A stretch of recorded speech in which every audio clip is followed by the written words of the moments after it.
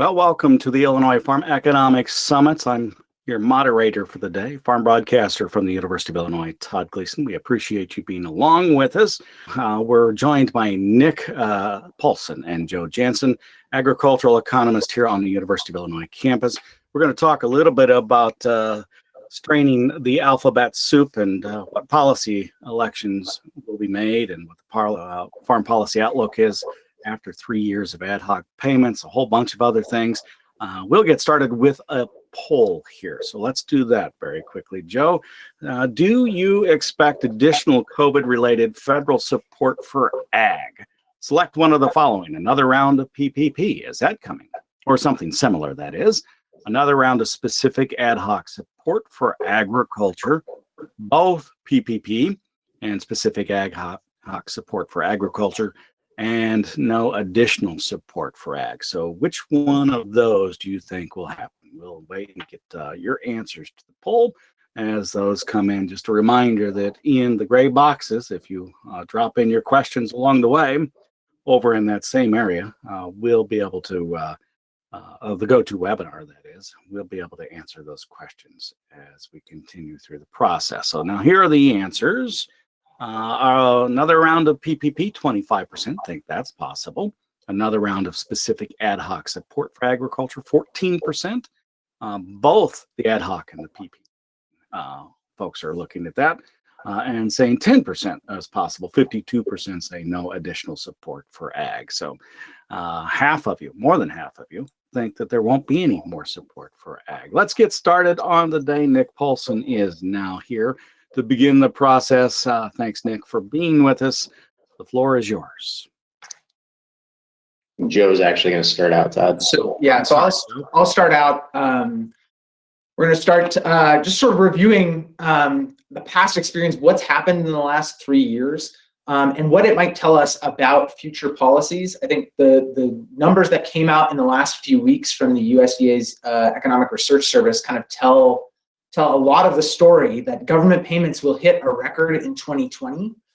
And there's some things I think that we can learn from that. So this graph just shows total direct farm payments over the span of modern agricultural policy since the 1930s and the Agricultural Adjustment Act. We have never seen government payments at this level, both in nominal terms and even after adjusting for inflation.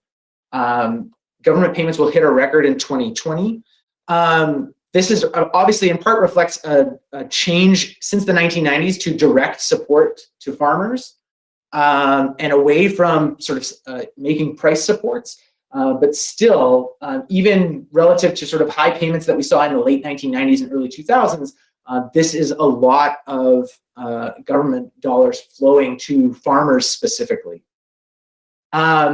If we sort of put this in a little bit more context, we can say that government support to the farm sector is as large as a share of net farm income. So how much of farmers' income is coming from government payments? We're not at a record, even with the sort of the magnitude of payments that we've seen. However, the other sort of thing to note is that a lot of this support has come from so-called ad hoc payments. That is, payments that aren't part of the Farm Bill and payments that aren't given permanent funding. So these are kind of one-off programs that we've seen over the last 3 years that have provided the lion's share of the support. So in 2020, about 80% of these of government payments have come through these ad hoc sort of temporary programs. 4 of them that we can really note here: the Market Facilitation Program, the Coronavirus Food Assistance Program, so Mfp and Cpap.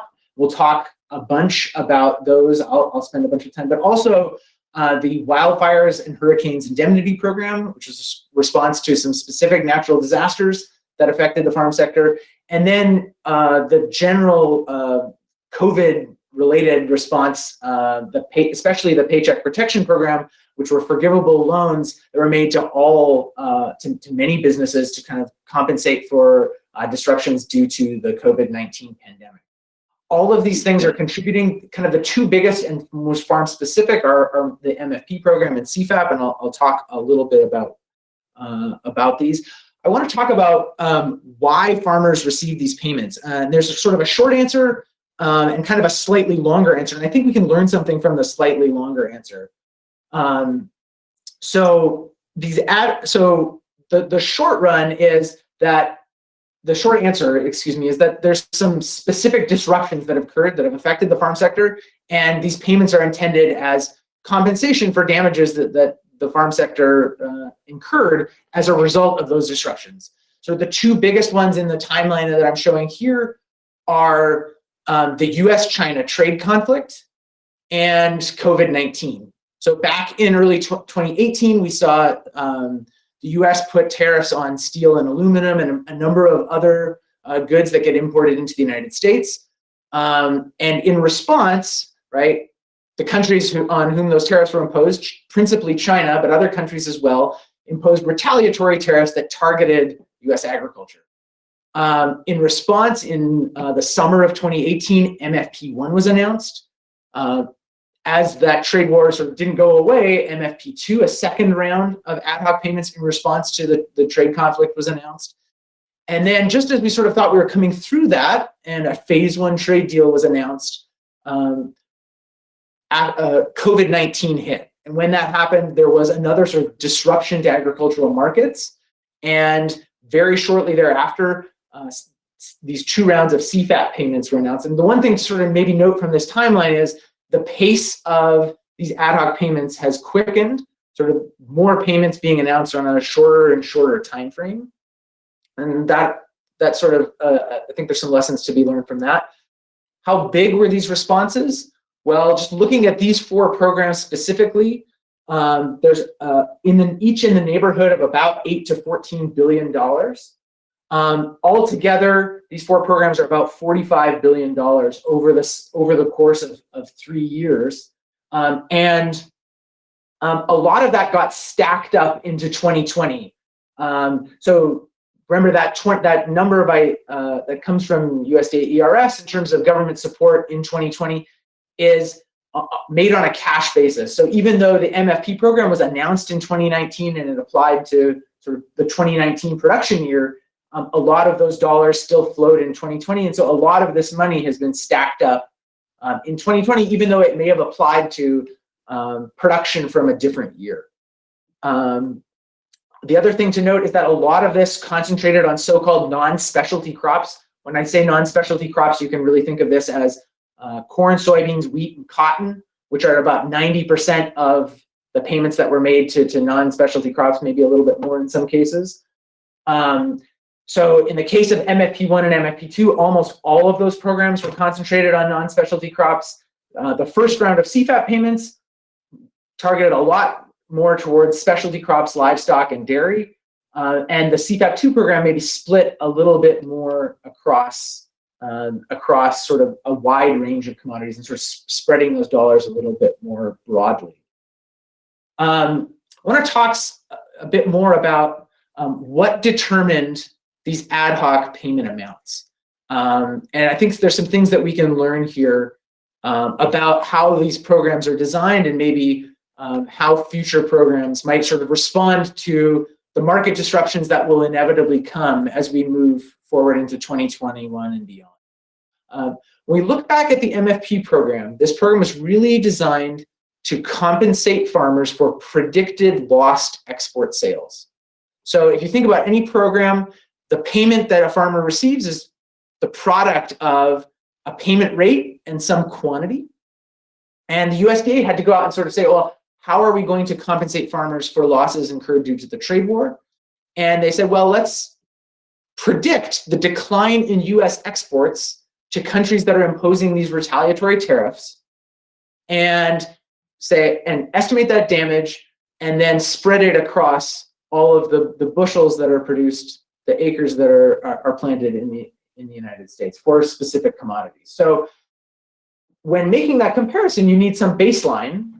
And so the USDA said, we're going to compare how much we think we'll export in the presence of the trade war to some previous year. In the case of MFP1, they said, okay, the baseline, what we think we should be exporting is 2017, the 2017 value.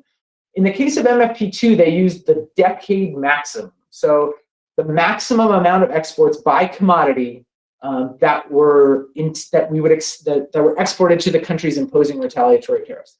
When they did that, it really sort of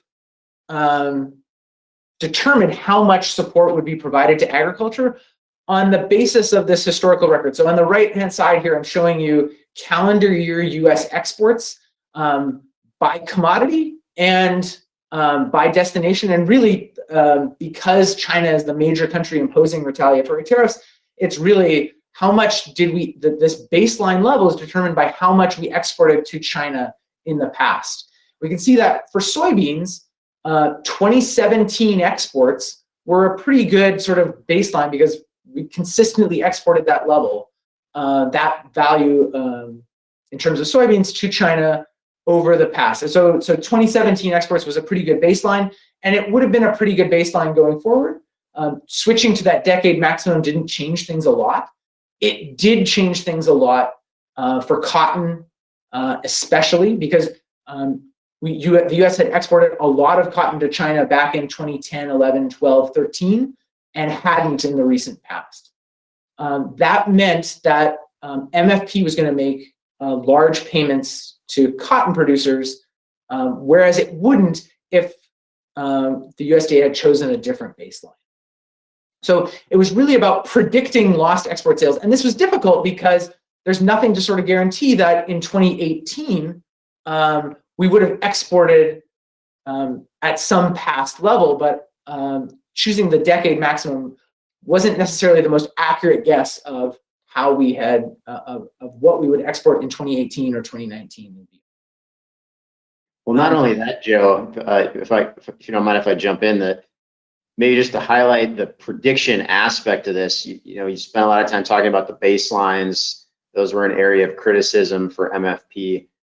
But, given the timeliness of the rollout, which I know you're going to talk about coming up here in terms of timeliness for these ad hoc programs, we're predicting what would happen in 2018 before we knew what happened, to try to get those payments out. So we've got these baselines that can seem inappropriate or arbitrary, and then we're also using these economic models that we all love so much to predict outcomes that haven't happened yet. Yeah, that's right. So I think we can sort of see that as we move to my next slide here. When we think about comparing this predicted decline in export value to changes in prices, and we know that prices can adjust really, really quickly. So looking on the left-hand side here, you'll see sort of prices for harvest time delivery, sort of what were farmers being paid for that 2018 production.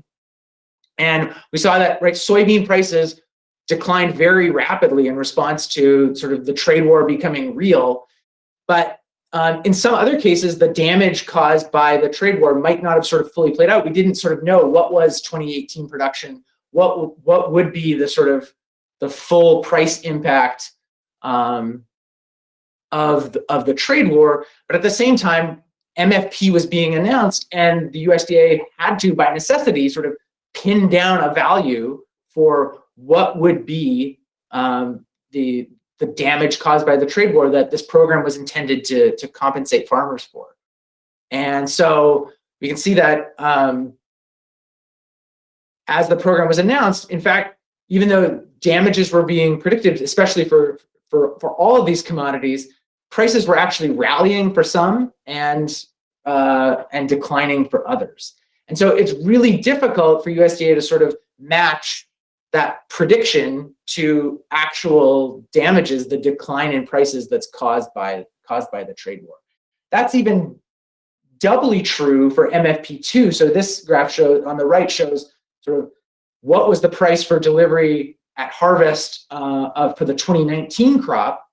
And we can see that, right, there was sort of a baseline level. I've sort of pinned these values to the predicted value, the futures price in March of 2018 for delivery at the end of 2019. There's just sort of a longer cycle of sort of even more uncertainty that has to play out as we go through time. And so it's even more difficult to say, well, what was the impact of the trade war on 2019 production when a lot of stuff happens between 2018 and 19. So it's really difficult for these payments to equal the impact of the trade war on prices. And just sort of looking at this graph, we can see, right, for example, a big rally in corn prices in the summer of 2019 probably didn't have a lot to do with the trade war, but that's the context in which USDA is designing these programs. For CFAP, these programs became much more closely tied to a change in price. So CFAP payments were really about price declines over very specific periods that occurred in 2020. In the case of CFAP 1, that was the price change between two periods, one in the middle of January. So what was the price in the middle of January prior to the onset of the COVID pandemic relative to the price in mid-April? And if prices declined by a lot, payments would be larger. In the case of some commodities, prices didn't decline enough to even incur a payment. That happened for wheat, for hard red winter and soft red winter wheat. But it's really about actual price declines between two given dates. And then USDA said, well, we'll allocate some portion of that price decline and say that was caused by the pandemic, and that'll be what farmers' payments are based on. So I think that adjustment factor was something on the order of 40 to 50% of the observed price decline. Again, because of the need to make these payments, or the perceived need to make these payments quickly, the USDA has to make some fairly ad hoc decisions about what was the actual damage incurred to farmers. And this generally is not what happens in the case of our Farm Bill programs, where we sort of allow time for the damages to really be observed, and then make those payments in arrears once the full situation is known. In the case of CFAP 2, the period of time was longer, and by the time that program got announced, prices had started to rally, but the observation periods, the observation period was set to be the middle of summer, when prices had declined relative to what they were back in early 2020, that baseline period. And again, USDA assumed a proportion of that actual price decline and said, we're going to allocate that and assume that that's the damage caused by the coronavirus pandemic. How did this play out across different parts of the country? How are these payments distributed? I think there's some things to learn here. Really, because of the methodology chosen by USDA, certain regions and certain commodities got higher payments. So in the case of MFP1, the left-hand side here, total payments were really concentrated in areas that produced soybeans. MFP1 was really a soybean-focused program. That meant that Illinois received the highest level of payments. Just over $1 billion in MFP1 payments were made in Illinois.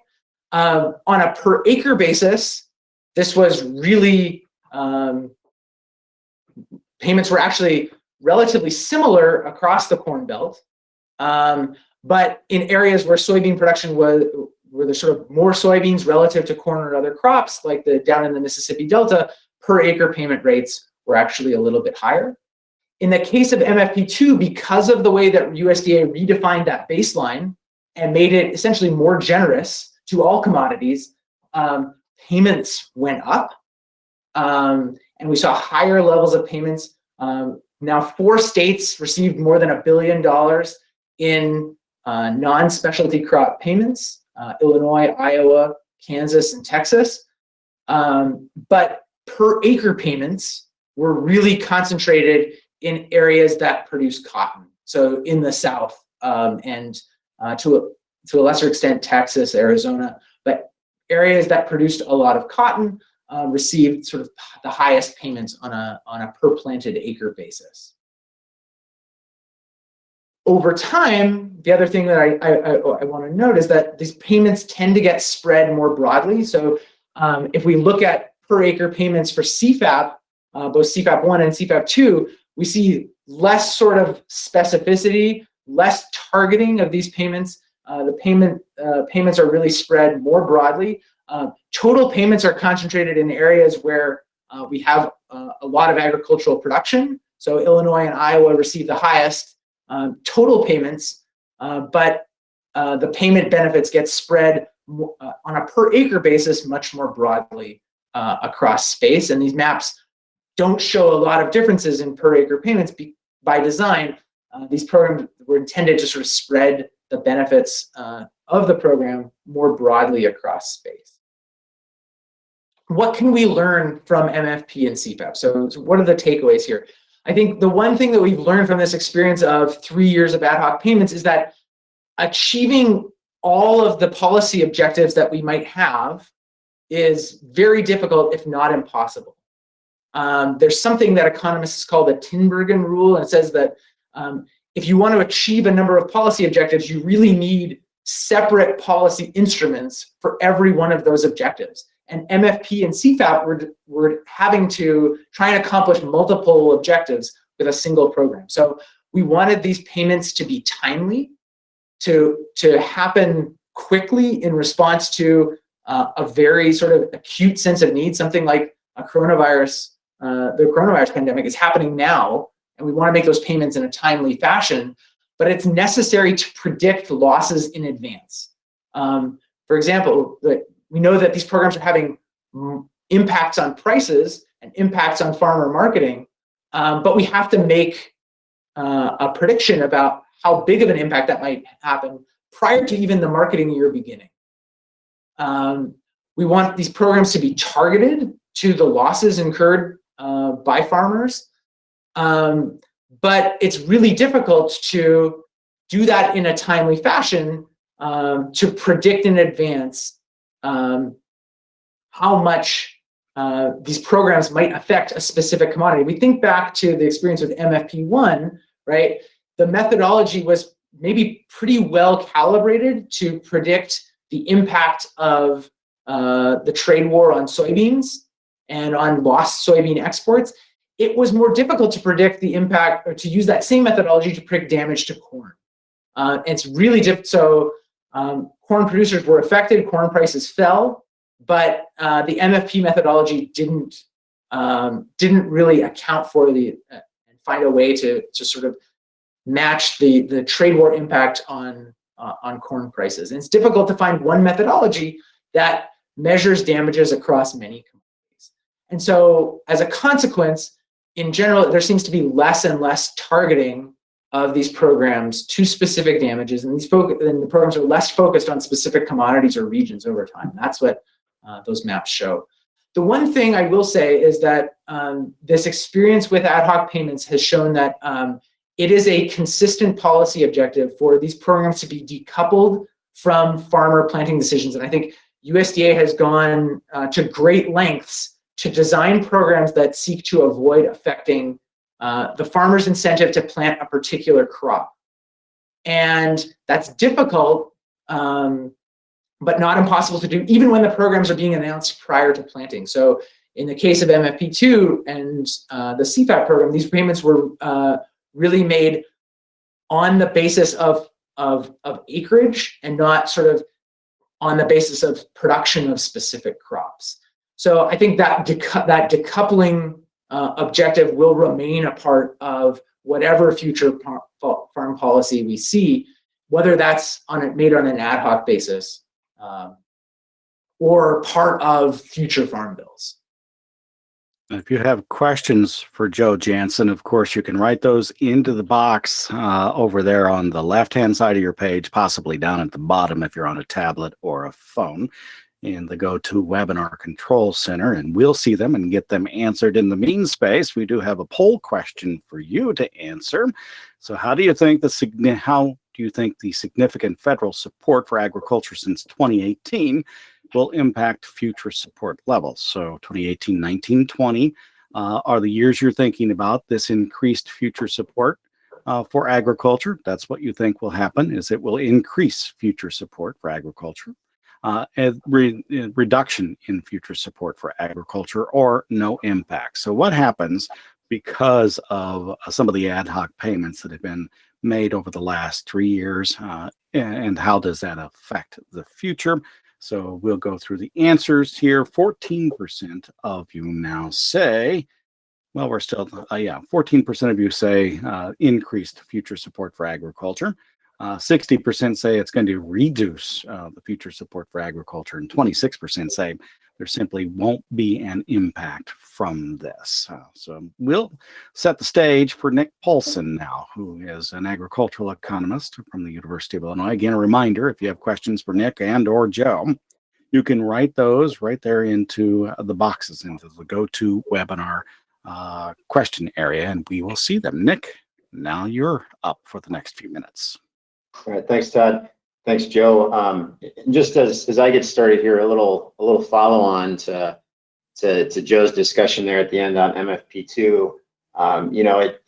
It's really easy to look back and be critical of things, and you have to remember that USDA kind of rolled that MFP2 out under what was kind of a perfect storm in terms of potential criticisms related to decoupling and impacting what farmers were doing. Remember, we had the severe floods in 2019 and all the prevent plant issues, and that just kind of further muddled the waters as that MFP program was rolled out and announced in the spring and details later in the summer. So these things are tough to do, and I think Joe made a lot of great points about those. So I want to step back and kind of do some comparing and contrasting of some of the programs that we have available that support U.S. agriculture. So in the next couple of slides, I'm gonna compare what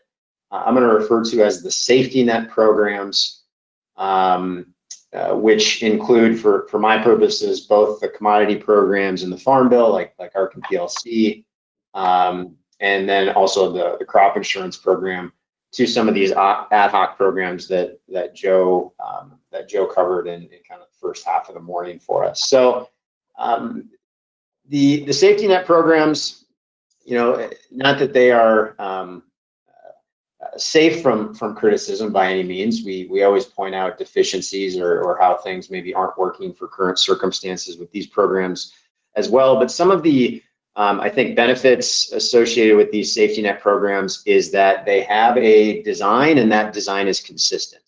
So, for any of the faults that you may think that they might have, we know how the programs work.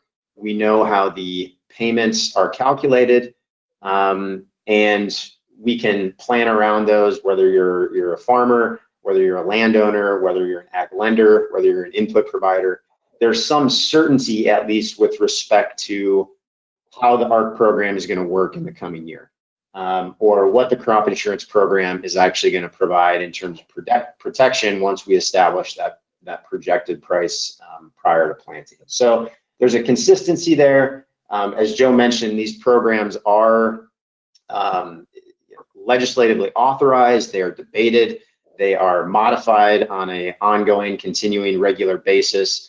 And so there's arguably also, some more transparency again in terms of how these programs work, and input from various sources, commodity groups, legislators, individuals that go into exactly what those designs look like. And examples of that, we know that whether we're talking about the ARC program or whether we're talking about the crop insurance policies that we have access to, we've basically converged on this concept of guaranteeing some measure of trend or expected yield that is measured based on the data we have for the experienced yield histories, whether that's at the farm level or the county level. So again, we can disagree on whether those methods are perfect or the best way to do it, but the methods that are used are known, and that's what goes into the programs. On the same thing on the price side, we've got average prices that we look at over a full marketing year, like we do with the ARC program, or the fixed benchmark prices that are compared to those full marketing year prices in the PLC program. Or for the insurance program, we've got the projected price established prior to planting and the harvest price established at harvest based on futures markets. And that's how those programs work, and we can kind of count on that moving forward. We know where those prices, where those guarantees, where those prices that determine payments are going to come from. And then on the flip side, we've got the ad hoc programs, and maybe it's a good time to give everybody a little Latin lesson. We throw this ad hoc term around a lot, and that the literal translation of that is for this, or for this specific purpose. And these programs are by design, by purpose, by necessity, usually rolled out in a much more quick or rushed, and I don't mean that critically, but rolled out in much quicker time frames. We don't have time to, if there's a disaster that these ad hoc programs are coming in response to, or a market disruption, we don't have time necessarily to go through the full legislative process, or if we did, the support would come at a much less critical time, much later time than they would if we could do these through quicker rollouts. And as Joe talked about, we have the example of the MFP program, where we're defining payments based on estimated or predicted trade damages and all of the complications that brings into the process. All the potential ways that we can look back and criticize how those payments were calculated and how one crop got overcompensated or undercompensated based on what was realized. We don't have the luxury at the time that these programs are designed and defined to know what those outcomes are going to be. So we trade off this timeliness for maybe the better targeting, arguably, that we could get if we waited longer to see some of what these impacts actually were. Same thing with the CFAP program. Obviously, 2020 has been a wild year. The commodity price outlook in early summer, spring into early summer was much different than what we've seen occur in most major commodity markets over the past 4 months. And so again, the way CFAP was defined, we can look back and say, well, maybe this wouldn't be what we would have done had we known what we know now. But again, we don't have the luxury of that at the time that these programs were rolled out, and when it looked like support was going to be needed at different levels. And then PPP, I think, and EIDL, they get at kind of the points that Joe brought up about targeting, and you might have one program that you could specifically tailor to livestock versus one program for crops. PPP is a program that obviously benefited agriculture. I think the aggregate statistics say that about $8 billion in PPP loans went out to ag, forestry, and fishing.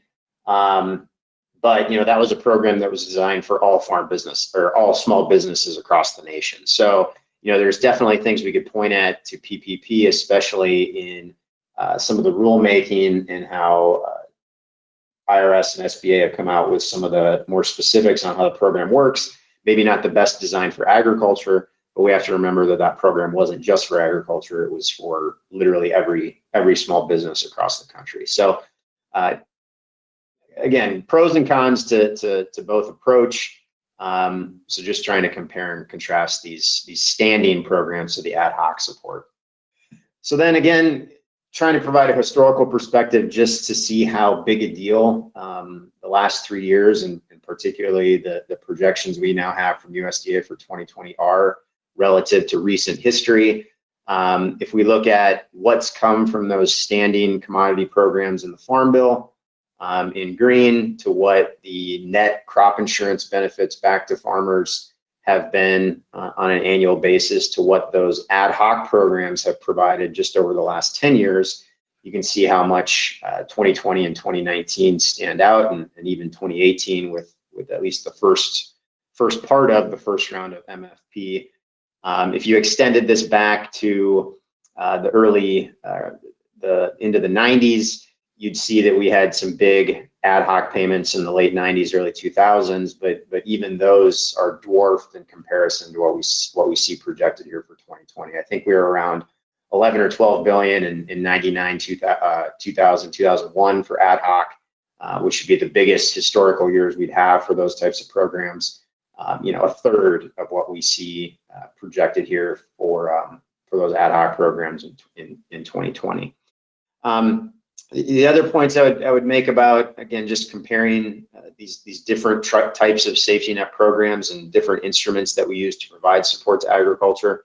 The crop insurance program by design is a program that continues to evolve.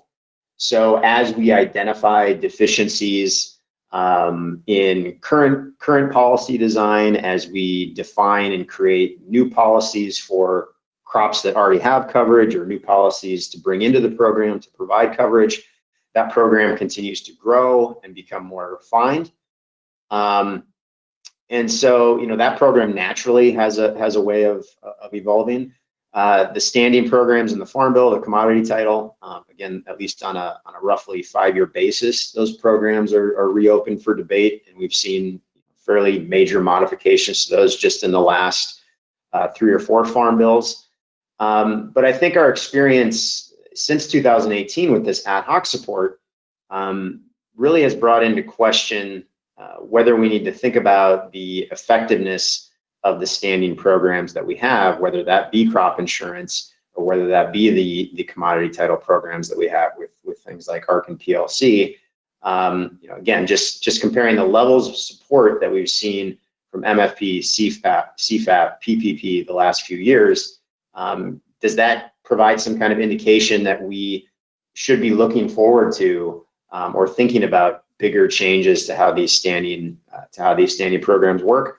Or is the trade war and probably more particularly the coronavirus, are these just kind of black swan events that will get past, and that those are kind of natural situations where we'd see this ad hoc support, but moving forward we hopefully don't have to worry about those types of major disruptions occurring regularly as we move forward.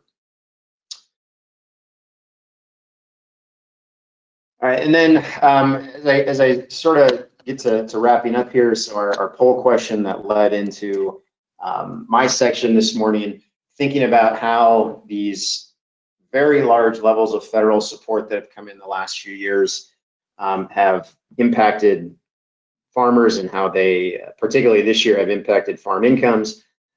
We see the latest December farm income numbers from ERS here in the chart. So 2020 forecast for farm income in the U.S. is about $120 billion. That is second only to the record farm income that we saw in 2013. And as some of the things Joe went over earlier showed, $46 billion of that $120 billion is coming from direct federal support. So that includes the standing programs in the Farm Bill, as well as that ad hoc support from programs like MFP, CFAP, or 2020 MFP, CFAP, and the PPP programs included in some of the COVID-related stimulus packages. So we've got this public perception issue, I think, where we've got close to record farm income levels, a relatively large share of that coming from taxpayer dollars, all while we're experiencing some slowing in the overall recovery. So some very positive numbers early on in the summer, but some slowing in some of the more aggregate economic statistics that we measure the U.S. economy by. We still got 10.7 million unemployed individuals as of the latest jobs report, 6.7% unemployment rate. All while we've got stock market records. So we talk a lot about political polarization that we have in this country right now. There's a lot of, I think, economic polarization going on as well. So some have been very severely impacted by the coronavirus, others less so, and even others, this is been a boon to certain industries as well. And the other thing that's kind of floating around right now is the negotiations going on in Congress and between the administration on what a potential next round of stimulus might look like, and again, kind of weighing these needs for trying to send out additional stimulus checks to all individuals in the U.S., doing more targeted support focused on industries that need it through programs like PPP, or some of the other ideas that have been proposed either by the House, the Senate, or by the administration. So a lot of uncertainty in terms of what that next round, if something is passed, what exactly will look like there in terms of some of the support that might be provided. And then I think we're gonna have Todd run one more poll here. Todd, if you want to. Indeed we are. So here's your poll question. What kind of changes do you expect for commodity programs in the next Farm Bill? It'll be a major overhaul with less commodity program support. It could be a major overhaul with more commodity program support. That's item 2. The middle one, minor changes with less commodity program support. And then minor changes with more commodity program support, and finally status quo for commodity programs. So you have 5 potential answers there. Take a moment and fill those out. And while they're doing that, Nick, we ought to tell folks why Jonathan Koppas is not here for our program today. I think you have an update on what's happening there. Well, yeah, it's really teasing something that Jonathan, originally when we planned out the virtual webinar meetings this year, typically get together as part of the team and go over topics, and this was one that we anticipated Jonathan would be leading, and we continued to market it that way. For those who don't know, I mean, this is very public information. It's been in the press, but Jonathan was asked to join the agriculture team for the Biden transition. And so he has kind of had to step back a little bit from some of this work here and focus on that through January 20th. So we hope and expect to have Jonathan back after inauguration, but that's where he's focusing some of his energy right now. Most of his energy. Yeah, let's focus our energy on the answer to this poll, Nick. So about half of the folks, actually exactly half of the folks, say minor changes with less commodity program support. Not quite a bell curve there, but it looks like it's pretty equally split. Well, most of them don't think there will be a major overhaul, apparently. So why don't you continue on with our program for the day? Right. So that looks like those poll responses are kind of what I would have expected. Tendency towards most expecting relatively minor changes, and most likely those changes would involve less support rather than more support for agriculture. So this is the final slide, and I guess I'm supposed to be kind of channeling Jonathan here in terms of providing the outlook for farm policy. I can tell you that he has shared no inside information. I'm not even sure any inside information exists. And I can tell you that, I guess I shouldn't speak for Joe, but we don't have any answers here. These are literally some thoughts I tried to think of to put down, maybe just to generate some questions, and some discussion here as we wrap up this morning.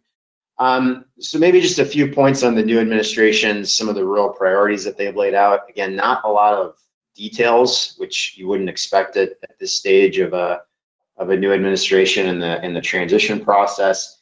But I think some of the highlights that the new administration has laid out in terms of rural priorities, as with most of what's in their broader plans, a big focus on climate, conservation, sustainability, and targeting support to greener industries and job development in those, maybe over some of the more traditional areas that we might think of. A lot of, again, broad general language on rural healthcare.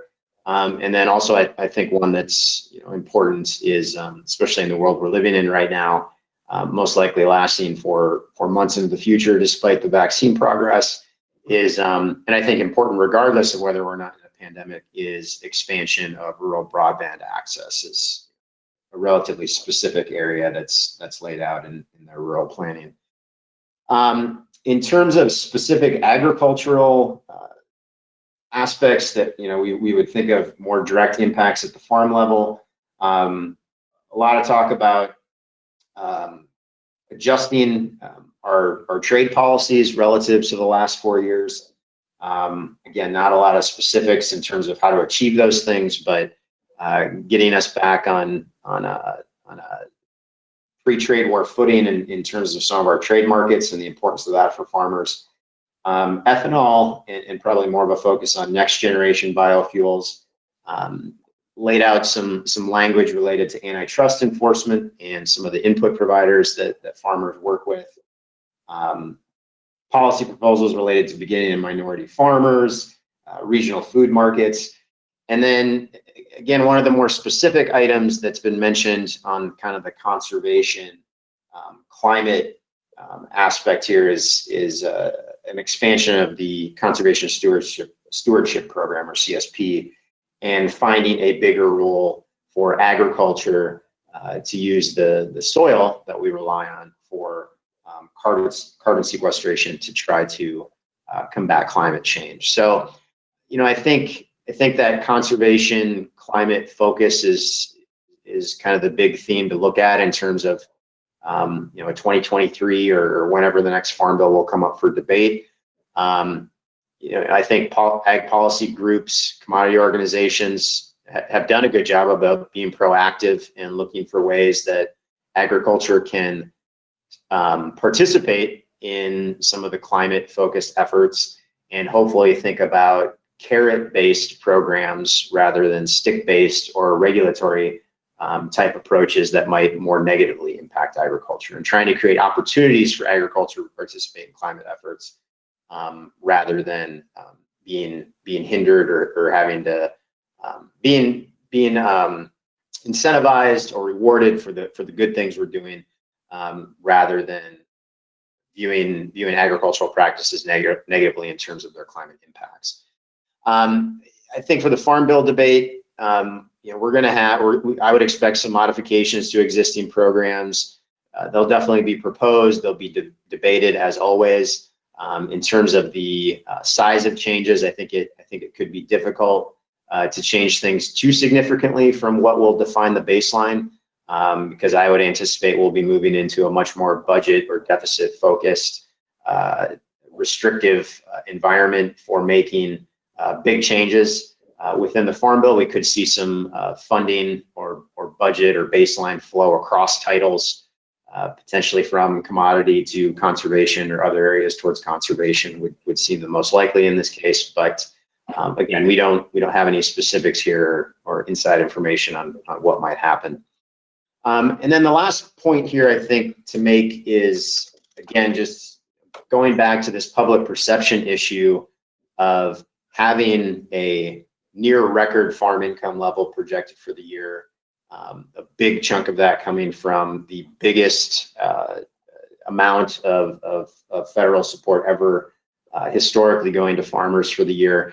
I've seen this said different ways. The words I chose to put on the slide are maybe to consider or reconsider the rationale for ag support moving forward. Other ways I've seen this point be worded is that agriculture needs to maybe rethink their ask in terms of the groups that represent agriculture, working with Congress and lawmakers to try to get programs that provide support, a safety net.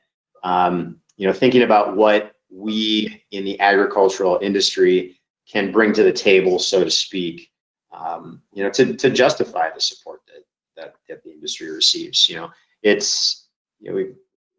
Ag support is justified by the abundant and safe and cheap food supply that we all provide, and that shouldn't be discounted. But I think moving forward, we're going to have to think about how we can be more proactive in bringing other aspects to the table, whether they are climate related, conservation related, sustainability related, or some other things that we may not even be thinking about right now. So with that, it looks like we've had a number of questions come in just the last few minutes. So Todd, why don't you Sure. take us out here with some of the sponsor information? We can get to those questions. You betcha. You and Joe can take a quick look at some of those questions. Turn on your video cameras as well. We would like to thank our sponsors here at FarmDoc, including Compeer Financial and Farm Credit Illinois, along with the Illinois Soybean Association, the Illinois Corn Growers Association, Growmark, as well as the TIAA a Center for Farmland Research. That's on campus, part of the farmdoc team, in fact. And we'll have that coming up on Tuesday of next week at 11 o'clock. Bruce Sherrick will be here. We'll see more about that in a moment, too. And of course, the Department of ACE, that's the Agricultural and Consumer Economics Department in the College of Agricultural, Consumer, and Environmental Sciences here at the University of Illinois. And the next slide for me very quickly will preview what's coming up on Tuesday at 11 o'clock. We're going to talk about farmland markets, so make sure you join us at that time. You're already scheduled if you've been watching this one live. If not, and you're watching it after the fact, you can still get yourself registered to watch that one live on Tuesday. Do that at farmdocdaily.illinois.edu and look for IFES, IFES.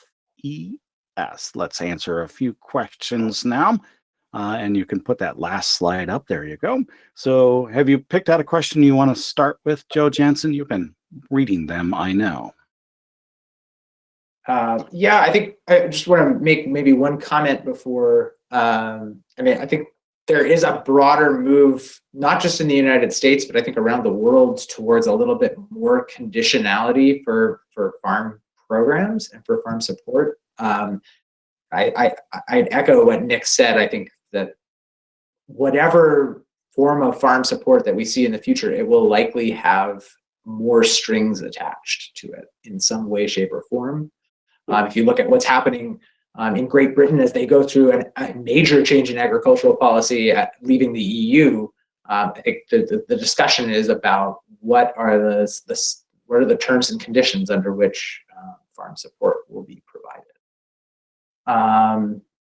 So let me. Go ahead. You have the question? So I'd like to start with this question, kind of looking back at what happened already, and this is a question from somebody who's been directly involved in farm policy for a great deal of time. Wonders if the ag subsidy payments and significantly above the levels that were agreed to in the trade agreements will have an impact over time. So do they fire off WTO disputes? What are the long-term consequences?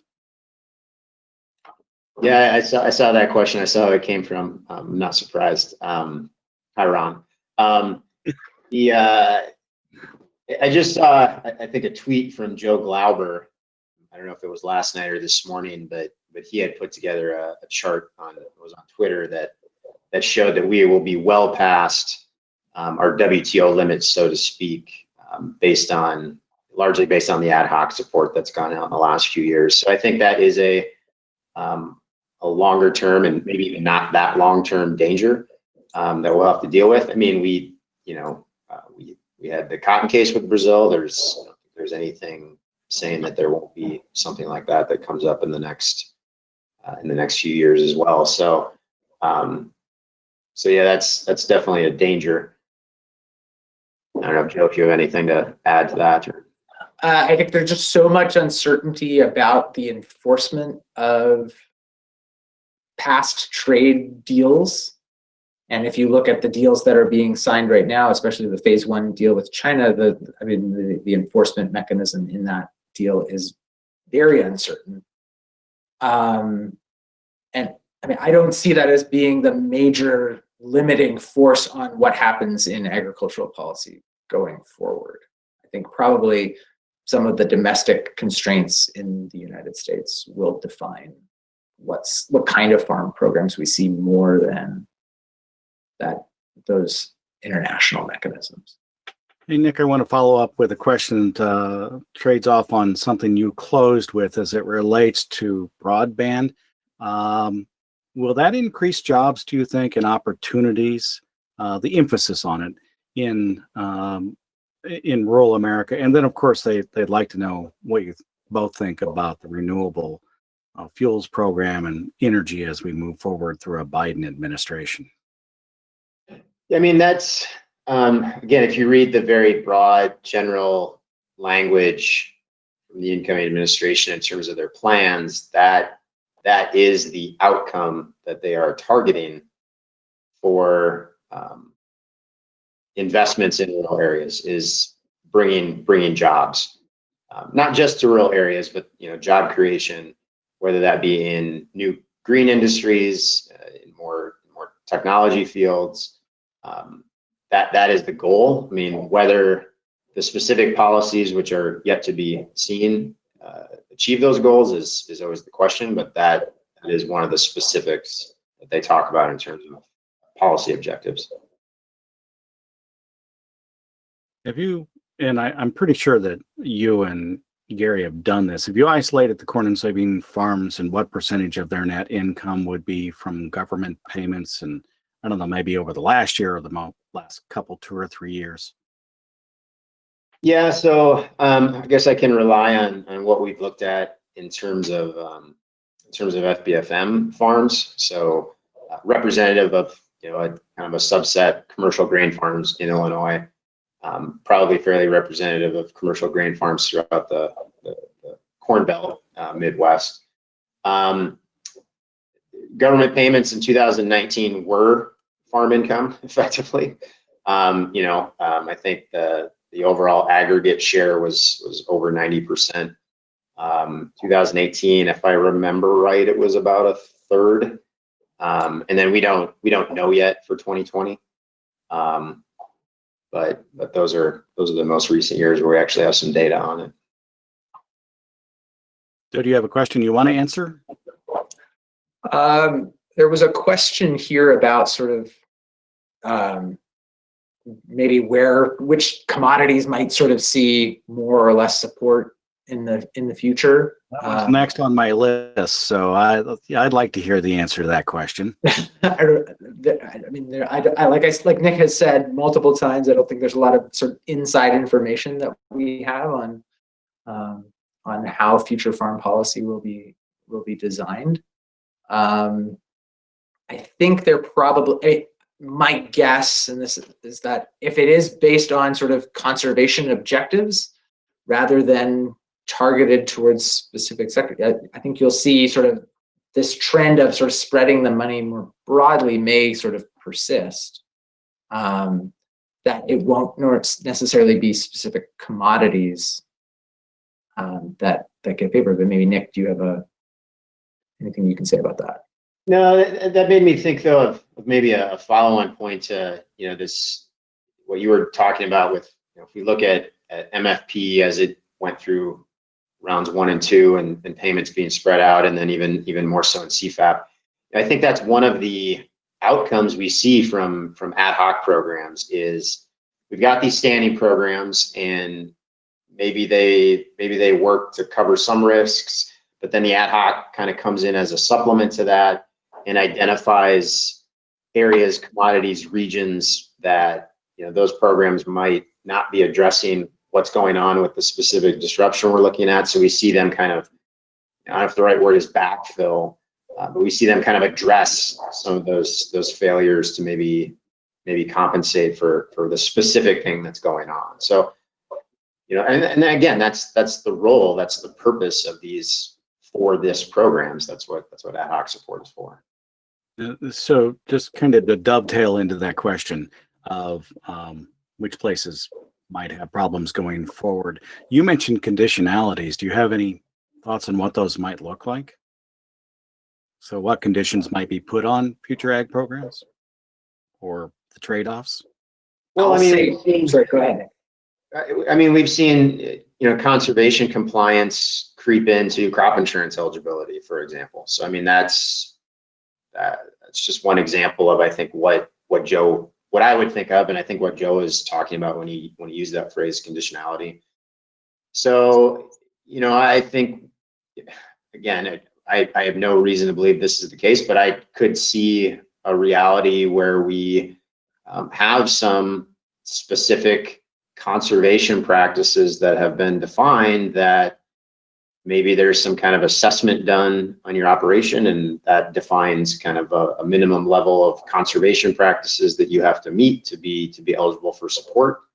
And again, I have no reason to think anything specific about that, but those are the types of conditionalities that I would guess could start to come into play as we move forward.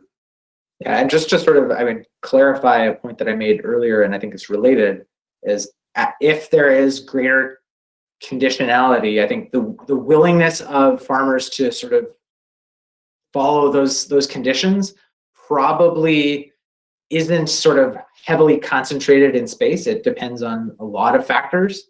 And so I think that my guess is that you'll tend to see that sort of spread the benefits of those conservation-based programs across the country. Just as there'll be some farmers who are willing to sort of to meet those conditions and some aren't. Okay, since we're in the conservation area, Colin Peterson, of course, Yeah. put forth some legislation. He simply said, I wanted to put it out there as an idea before I left Congress. Of course, he was defeated in his Minnesota election bid. Does the CRP at 50 million acres have a chance? Well, I think this reflects a lot of what we were talking about in terms of targeting and different commodities, different regions wanting and benefiting to different extents by different things. So if you look at where CRP is used, it's not surprising that someone like a Colin Peterson would maybe prefer that over CSP. You get in the upper Midwest and CRP is a more important, more used program than some of the practice specific working lands, things like CSP are. So I think that just kind of reinforces some of the points we talked about today about, there isn't a silver bullet type of program that everybody would necessarily prefer or benefit the same from. So I guess that's a classic way of not answering a question by an academic, but well, that's my response. So I'll maybe go a step further, like not that much further out on a limb than Nick. To say that, I think part of the original rationale for CRP way back when was about decreasing production and potential effects on price. And I think the experience over history would suggest that those impacts are pretty minimal. And so that rationale for 50 million acres or whatever the number selected in terms of CRP, it probably won't hold as much weight as it might have 30 or 40 years ago, when acreage control was a bigger part of US farm policy. And so in light of that, I think it's probably has to be less of that and more of programs related to working lands or land that's in agriculture. Going forward, and this question's been asked several different times in different ways, but do food and feeding programs versus farm policy type programs take more of a front seat at USDA or in Congress? This is where it would be good if our friend Jonathan Kappas was here, because I know he's never afraid to share his opinions about this. But and being a student and a author on farm policy, Jonathan is always quick to point out how important the coalition between the urban-rural coalition is in getting the Farm Bill, and many of you have probably already heard that spiel from us or from other sources already. But I do think that there, again, what has been put on paper or websites by this administration, I would say that my reading of it would indicate that their ranking of priorities probably would be greater for the food side of the Farm Bill and the conservation side of the Farm Bill than the arguably the farmer focused side of the Farm Bill in the commodity title. But that's just the administration. That's why the Farm Bill goes through Congress, and they're not the only decision makers. They can have priorities and push those agendas, but ultimately this has to come through the House and the Senate as well. Again, another non-answer, but. So we get this question more often than not. It's about livestock producers, and they want to know if they ever see a price protection program for livestock that's similar to PLC or ARC. Joe? We can move on. Historically, one would say that that's never been a part of U.S. farm policy. However, I think the last 3 years, in terms of I mean, you look at a program like CFAP that made very significant payments to cattle producers. You wouldn't have said you would expect that, that wasn't an interest of that part of agriculture to receive large government payments. But so never say never. I think the challenge of getting that in like a ARC PLC, and by that I mean a standing program, is the fight for baseline. I mean, where do the dollars that would fund a target price program for livestock come from? I don't see the next farm bill being a time where we're going to be able to increase the overall pie. And so, where does it come out of? Which is always a challenge. Why it's, I think it's why it's difficult to bring something big like that into a farm bill.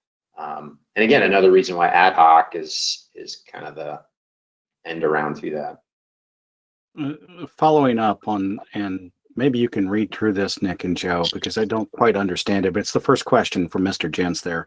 Could you say that the first 12, and I think billion, I think is what he's talking about, this of the standing program and crop insurance are not spread equally across the nation, and that it's being driven at the farm and county level on whether payments were earned or not?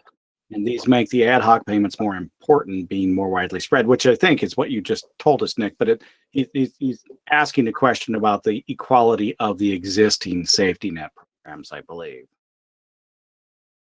Yeah, I mean, I think the livestock discussion we just had is a good example of that. I mean, there have been some attempts to provide some insurance programs for livestock. We've got some dairy focused margin protection.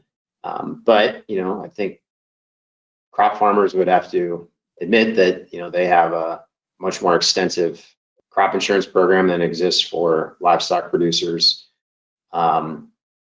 So yeah, again, I think, one of the benefits maybe, or again, one of the reasons why the ad hoc approach is used is to be able to cover some of those things that the existing standing programs don't address. And livestock losses are just one example of that.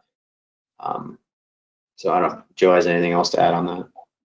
I think it'll be very interesting to see how, I think if this experience with ad hoc payments maybe has any lessons for the future, is going into the next farm bill negotiations. It'll be sort of, does it change how those negotiations go, and how sort of whatever the total amount is, how that budgeted amount gets allocated across commodities? I think it possibly will to some degree, in the sense that did these ad hoc programs identify some of those areas where more support was needed relative to what was available.